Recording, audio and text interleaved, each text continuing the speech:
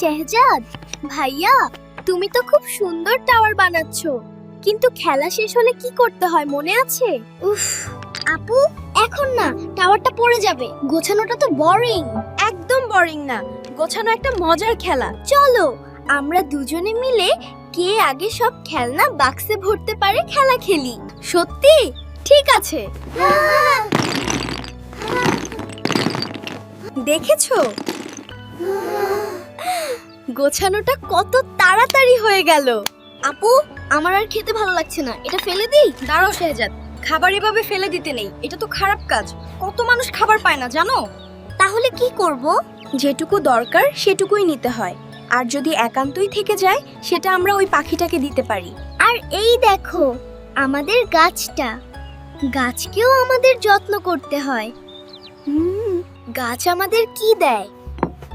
ফল, ফুল আর oxygen. একদম ঠিক। তাহলে এটা কি কাজ? ভালো কাজ। চলো রুহি আপু, আমরা দুজনেই গাছটাকে পানি দিই।